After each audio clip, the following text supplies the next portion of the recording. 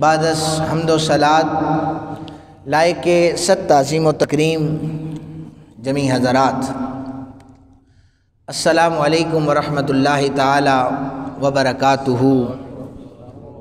اللہ رب ذوالجلال کا ہم پر کروڑوں احسان ہے کہ اس نے ہمیں ایک مرتبہ پھر اپنے گھر میں بیٹھ کر اپنا اور اپنے حبیب مکرم صلی اللہ علیہ وآلہ وسلم کا ذکر کرنے کی توفیق عطا فرمائی ہے۔ رجب المرجب کا یہ بابرکت مہینہ ہے اور عنوان شیر خدا کرم اللہ وجہ الکریم کے حوالے سے ہے، جو نبی پاک صلی اللہ علیہ وسلم کے چچا زاد ہیں۔ آپ کی اماں نے آپ کا نام حیدر رکھا تھا۔ آپ کی پیدائش کعبۃ اللہ کے اندر ہوئی تھی۔ آپ کی پیدائش کعبۃ اللہ کے اندر ہوئی تھی۔ فضیلتوں کے حوالے سے اگر بیان کیا جائے، بڑی بڑی فضیلتیں ہیں، لیکن انہیں خاص نسبت رسالت مآب صلی اللہ علیہ وسلم سے حاصل تھی۔ دیکھیں، عام زمین جو ہے نا، یہ عام زمین، اس سے میقات افضل ہے۔ میقات اس لیے افضل ہے چونکہ اگر آپ حج یا عمرہ کرنا چاہتے ہیں تو میقات سے اگر آپ گزر گئے نا تو آپ نے احرام نہیں باندھا تو آپ کو عمرہ نہیں ہے، اس پر پھر دم ہے، یا وہاں سے آ کر جو بھی حدود تعین کی گئی ہیں، متعین کی گئی ہیں، وہاں سے احرام باندھنا پڑے گا۔ عام زمین سے میقات افضل ہے چونکہ وہاں سے احرام باندھا جاتا ہے۔ پھر میقات سے افضل حرم ہے، حرم پاک ہے، حرم کی حدود ہے، وہ زیادہ افضل ہے۔ حرم پاک بھی افضل ہے، پھر حرم پاک سے مسجد حرام وہ افضل ہے، چونکہ وہاں پر ایک نماز پڑھنے کا ثواب آپ کو 1,00,000 نماز کے برابر دیا جاتا ہے۔ اب مسجد حرام سے افضل جگہ مطاف ہے، جہاں پر طواف کعبہ کیا جاتا ہے، وہ افضل ہے اس سے بھی زیادہ، اس لیے کہ وہاں پر کعبۃ اللہ کا طواف کیا جاتا ہے، وہ افضل ہے۔ کعبۃ اللہ سے جو مطاف ہے، اس سے افضل جو ہے جس جگہ پر کعبۃ اللہ ہے، یہ جگہ افضل ہے۔ اب باہر کی دیواریں ان کا بھی مقام ہے، لیکن ہر شخص یہ کہتا ہے کہ کعبۃ اللہ کے اندر نوافل پڑھ سکوں، وہ اور زیادہ افضل ہے۔ لوگوں، جس کعبۃ اللہ کے اندر نفل پڑھنے کے لیے اللہ تعالیٰ کے بندے اور نبی پاک صلی اللہ علیہ وسلم کے غلام ترس رہے ہوتے ہیں، حضرت شیر خدا کی پیدائش اس کعبۃ اللہ کے اندر ہو رہی ہے۔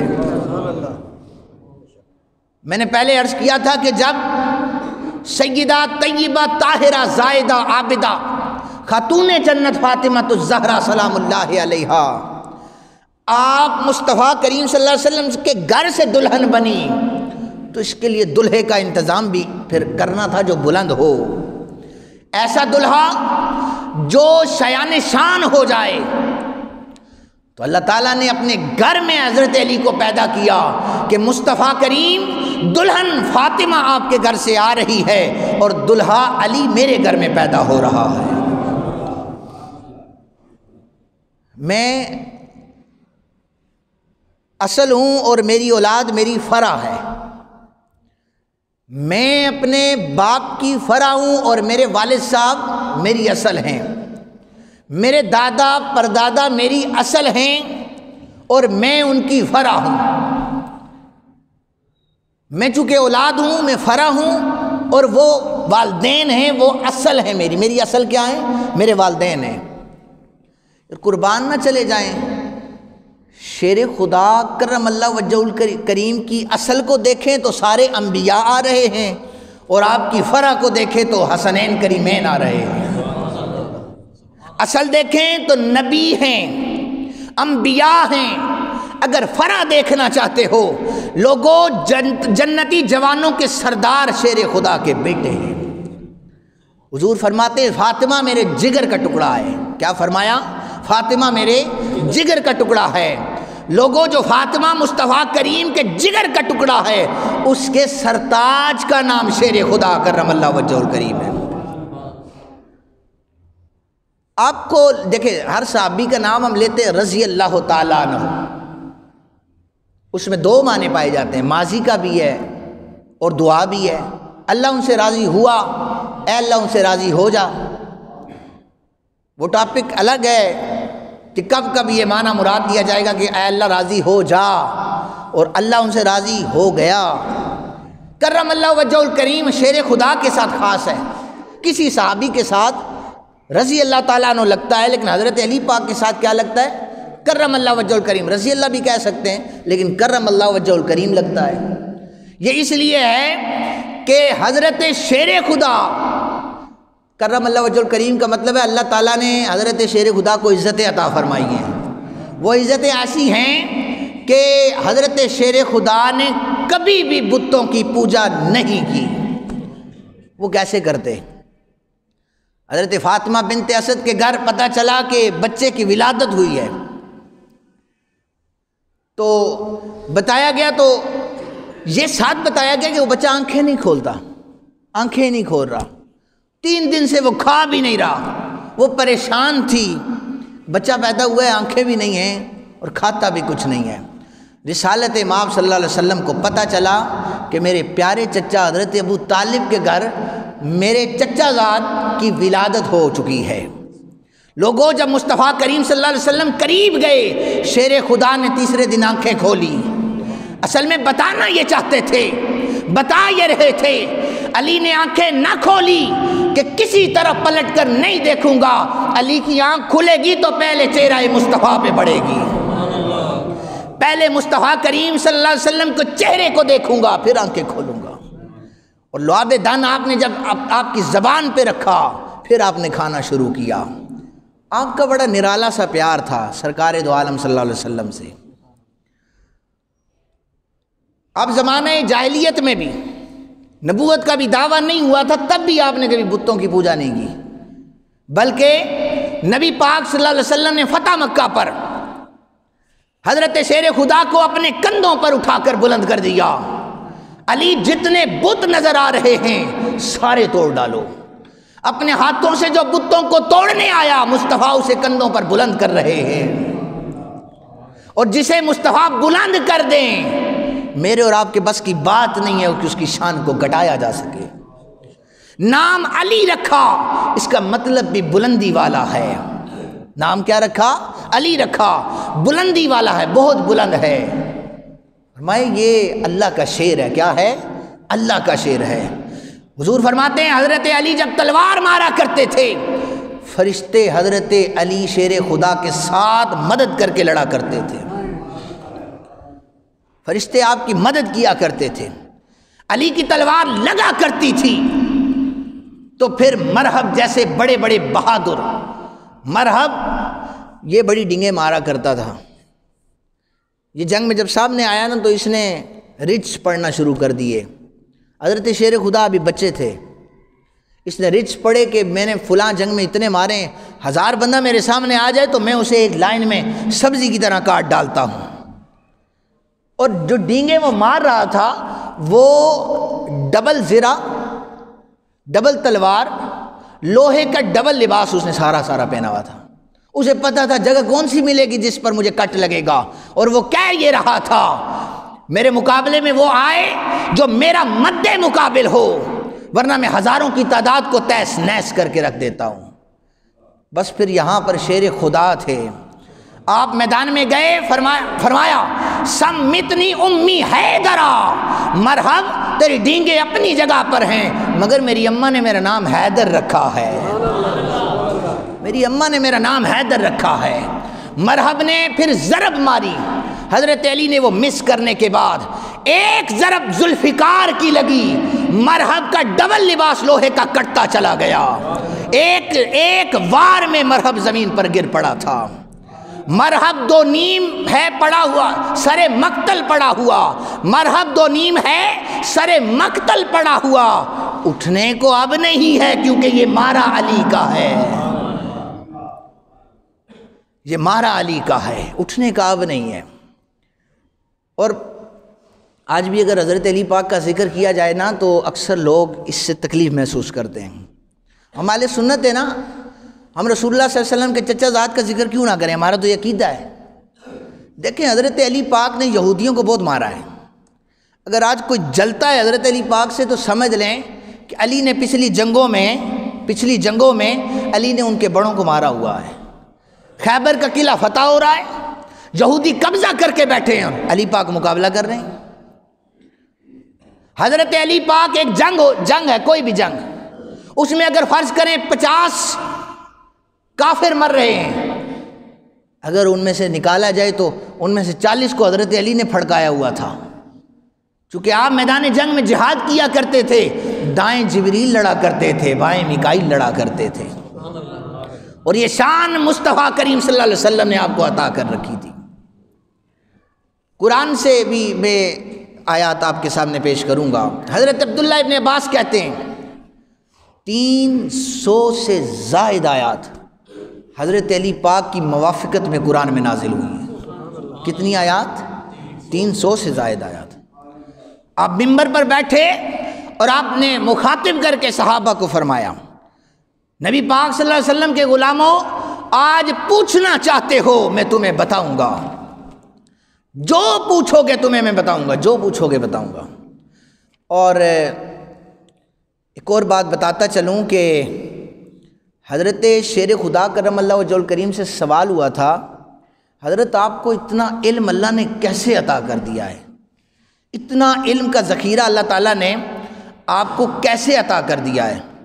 تو آپ نے فرمایا کہ جب میں نبی پاک صلی اللہ علیہ وسلم کو غسل دے رہا تھا، آپ کے رخساروں کے درمیان پلکوں میں کچھ پانی بچ گیا تھا، میں نے اس پانی کو چوس کر پی لیا تھا، بس وہ پانی چوسا تھا۔ تو حضور نے فرمایا انا مدینۃ العلم وعلی بابھا، لوگوں میں علم کا شہر ہوں، علی اس کا دروازہ ہے، علی اس کا دروازہ ہے۔ اب جو چاہتا ہے کہ علم کی خیرات اسے مل جائے، جو چاہتا ہے علم کا فیض اسے مل جائے، وہ دیوار سے چڑھ کے آ کر علم حاصل نہ کرے، وہ علی پاک کے قدموں میں آ جائے، علی پاک کے فیض کی وجہ سے اللہ اسے علم عطا کر دے گا۔ سنا تھا کہ شہر کا دروازہ ہوا کرتا ہے، لیکن لوگوں نے تو احادیث کو گڑھ کر اس کی چھت بنا دی۔ شہر کی چھت نہیں ہوا کرتی، شہر کی کنڈی نہیں ہوا کرتی، شہر کا پرنالہ نہیں ہوا کرتا، شہر کی بنیاد نہیں ہوا کرتی۔ درایت کے خلاف جو احادیث بیان کی جاتی ہیں، جنہیں عقل تسلیم نہیں کرتی، وہ یہی تو ہیں۔ کیا یہ ہو سکتا ہے کہ جس علم کا شہر مصطفیٰ ہو اس کی بنیاد کوئی صحابی بن جائے؟ حضرت ابوبکر صدیق کے بارے میں موضوع اور من گڑت روایت ہے، حضور نے فرمایا من کذب علی متعمدا فلیتبوأ مقعدہ من النار، جس نے جان بوجھ کر مجھ پر جھوٹ باندھا اس کا ٹھکانہ اللہ جہنم میں بنا دیتا ہے۔ ایسی حدیث کیوں لاتے ہیں جو صحابہ کرام کی فضیلت کو آپ بیان کر رہے ہیں؟ لوگوں اگر صحابہ کرام کی فضیلت بیان کرنی ہے تو بیان کریں۔ صدیق اکبر وہ ہیں جنہیں مصطفیٰ کریم نے اپنا مصلی عطا فرمایا ہے، صدیق اکبر وہ ہیں جو 2.5 سال علی کی 5 نمازوں کے امام ہیں، وہ صدیق اکبر ہیں۔ لازمی ہے جھوٹ باندھ کر بیان کرنا۔ تو جس علم کا شہر مصطفیٰ کریم ہو اس کی بنیاد پھر نہیں ہوا کرتی، اس کی بنیاد رسالت مآب ہے۔ اب حضور کی جو صحیح حدیث پاک ہے وہ ترمذی میں لکھی ہے انا دار الحکمت والی بابھا، میں حکمت کا شہر ہوں، علی اس کا دروازہ ہے۔ جو چاہتا ہے علم کی خیرات اسے مل جائے، وہ علی کے پاس آ جائے، اسے علم کی خیرات عطا کر دی جائے گی۔ ایک یہودی نے جب حضرت علی پاک نے منبر پر بیٹھ کر کہا کہ صحابہ اور بھی لوگ تھے کہ مجھ سے سوال کرنا چاہتے ہو کرو، میں آج ہر چیز کا جواب دوں گا، ہر چیز کا جواب دوں گا۔ وہ یہودی کہنے لگا اب ذرا سوال تو دیکھیں۔ یہودی میں نے بولا ہے کہ یہ بہت پہلے سے حضرت علی سے ویر ہے، ان کا نام ہی نہیں سننا چاہتے۔ اور ہم تو مسلمان ہیں، حرارت ایمانی ہے، علی کا نام ویسے ہی بلند ہے، تو ہم تو بڑے دھڑلے سے حضرت علی پاک کا ذکر کرتے ہیں۔ یہودی کہنے لگا علی، میں نے سنا ہے آپ نے یہ فرمایا ہے کہ آپ ہر چیز کا جواب قرآن سے دیتے ہیں، اور میں بھی ایک سوال کروں گا، مجھے اس کا جواب قرآن سے چاہیے۔ اپنی داڑھی میں اس نے ہاتھ مارا، اس کی داڑھی باریک تھی، بڑی پتلی سی تھی داڑھی، یعنی باریک سی داڑھی تھی۔ حضرت علی پاک کی داڑھی بہت زیادہ گھنی تھی۔ اس نے یہ کہا کہ اے علی، آپ کی داڑھی گھنی ہے، میری داڑھی پتلی ہے، مجھے قرآن سے ثابت کر کے دکھائیں، قرآن سے ثابت کریں۔ قرآن کی آیت ہے سورہ اعراف کی 58 نمبر آیت۔ شیر خدا کرم اللہ وجہ الکریم نے فرمایا ابھی قرآن سے ثابت کر دیتا ہوں۔ فرمایا والبلد الطیب ویخرج نباتہ بإذن ربی والذی خبث لا یخرج الا نکدا۔ جو کھیتی سر سبز اور شاداب ہوتی ہے وہ فصل زیادہ اگا دیتی ہے، جو بنجر ہوتی ہے وہ فصل نہیں اگا سکتی، جو بنجر ہو وہ فصل نہیں اگا سکتی۔ ہم نے کلمہ پڑھا ہے مصطفیٰ کریم کا، ہماری کھیتیاں سر سبز اور شاداب ہیں، گھنی داڑیاں اللہ نے عطا کر رکھی ہیں، قرآن سے بتا رہا ہوں۔ انما ولیکم اللہ ورسولہ والذین آمنوا الذین یقیمون الصلاۃ ویؤتون الزکاۃ وہم راکعون۔ اللہ بھی مددگار، اللہ کا رسول بھی مددگار، قرآن کی آیت ہے ولیکم، اور وہ بھی مددگار جو رکوع کی حالت میں وہ بھی مدد کرتے ہیں، جو رکوع کی حالت میں صدقہ اور خیرات کر دیتے ہیں۔ یہ میں نے قرآن کی آیت پڑھی۔ علامہ آلوسی نے تفسیر روح المعانی کے اندر یہ لکھا ہے۔ ابن عباس بھی اس حدیث پاک کے راوی ہیں۔ یہ حبر الامہ کا لقب حضرت عباس ابن عباس کو ملا ہے، یہ حضرت عباس کی اولاد سے ہیں۔ عبداللہ بن سلام یہود کے بہت بڑے عالم، لیکن ایک نظر مصطفیٰ کریم کی پڑی تھی تو انہوں نے کلمہ پڑھ لیا تھا۔ یہ بہت بڑے عالم تھے، یہ بھی اس حدیث پاک کے راوی ہیں۔ تفسیر کبیر میں اس آیت کے ضمن میں لکھا گیا، میں سناتا ہوں ابھی حدیث پاک۔ تفسیر خازن میں اس آیت کے ضمن میں لکھا گیا ہے، یہ حوالے میں نے آپ کو دے دیے ہیں۔ ایک سائل آیا، اس نے آ کر کے کہا کہ مجھے اللہ کے نام پر خیرات چاہیے۔ نماز ظہر کا وقت تھا، ظہر کی نماز صحابہ پڑھ رہے تھے، رکوع کے عالم میں تھے، تو اس نے صدا لگائی کہ مجھے اللہ کے نام پر میری امداد کی جائے۔ نماز کی حالت تھی، کسی نے اس کی مدد نہیں کی۔ اس نے کہا مالک تو گواہ رہنا، میں تیرے نبی کے پاس آیا تھا اور میری کسی نے امداد نہیں کی۔ حضرت شیر خدا کے ہاتھ پر انگوٹھی موجود تھی، آپ نے رکوع کی حالت میں انگوٹھی کو ڈھیلا کر کے اس کی طرف پھینک دیا۔ بس یہ صحابہ کرام نے یہ عمل دیکھا کہ علی نماز کی حالت میں رکوع میں انگوٹھی خیرات کر رہا ہے، نماز ابھی ختم نہیں ہوئی تھی، جبریل امی تشریف لے آئے۔ آقا اللہ بھی مددگار ہے، اللہ کا رسول بھی مددگار ہے، وہ بھی مددگار ہے جو رکوع کی حالت میں زکوٰۃ ادا کر رہا ہے۔ یہ میں تو نہیں کہہ رہا، یہ قرآن کی آیت بتا رہی ہے۔ شان نزول پڑھیں جا کر، آپ مفسرین کو پڑھیں، مفسرین نے لکھا کیا ہے۔ پھر فرمایا وَقِفُوهُمْ إِنَّهُمْ مَسْئُولُونَ۔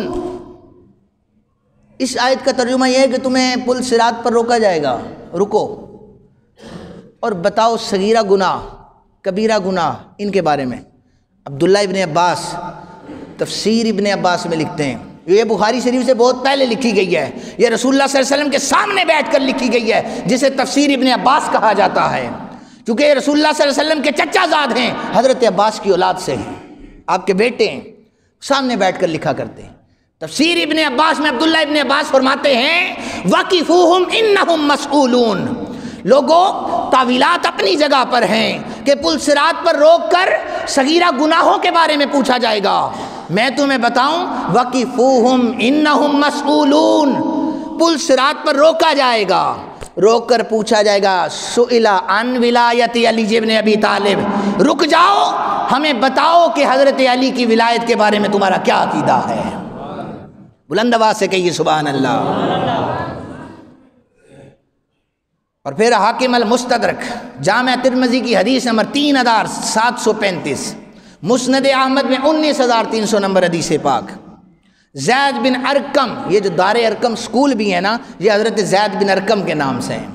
آپ نے وہاں پر ایک انسٹیٹیوٹ قائم کیا ہوا تھا، حضرت زید بن ارقم، آپ لکھا کرتے تھے، آپ راوی ہیں حدیث پاک کے۔ حضرت زید بن ارقم کہتے ہیں اولا من اسلم علی جن، لوگو تم یہ پوچھنا چاہتے ہو کہ سب سے پہلا مسلمان کون ہے، میں زید بن ارقم تمہیں بتاتا ہوں کہ سب سے جو پہلا مسلمان ہے وہ علی ابن ابی طالب ہے۔ ٹھیک ہے، بچے تھے، آپ نے اسلام قبول کیا، بڑوں میں حضرت ابوبکر صدیق کا نام ہے، عورتوں میں حضرت جناب خدیجۃ الکبریٰ کا نام ہے۔ آگے سنیے، جب سوال ہوا نا ممبر سے، پوچھو جو پوچھو گے تمہیں بتاؤں گا۔ دو عورتوں نے بچے جنم دیے، دو عورتوں نے بچے جنم دیے۔ فیصلہ ہوا یوں کہ جب دو بچے پیدا ہوئے، ایک کے ہاں بیٹا پیدا ہوا، ایک کے ہاں بیٹی پیدا ہوئی۔ تاریخ الخلفاء میں امام جلال الدین سیوطی رحمۃ اللہ تعالی علیہ نے اس روایت کو نقل کیا ہے۔ تو اندھیرا زیادہ تھا، بچے بدل گئے، بچے بدل گئے۔ ایک عورت نے، اب ہر عورت تھی، کہتی ہے بیٹا میرا ہے، دوسری کہتی نہیں بیٹا جو ہے وہ میرا ہے، لڑکا میرا ہے، لڑکی تیری ہے۔ یہ کہتی لڑکی تیری ہے، لڑکا میرا ہے۔ ہر کوئی لڑکا لینے کے لیے تیار بیٹھا ہوا تھا۔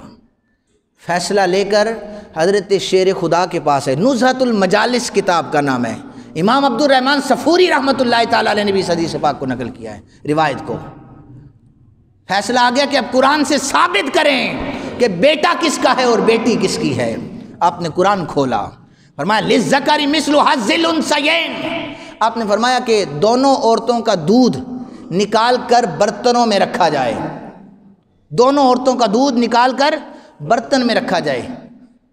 دودھ سامنے رکھا، اب ان کو ترازو پر تولنے لگے، مقدار کوانٹٹی جو تھی نا وہ برابر تھی، ادھر بھی اتنا تھا اس برتن میں، ادھر بھی اتنا تھا، لیکن جب ترازو میں رکھا تو ایک وزنی ہو گیا اور ایک ہلکا ہو گیا۔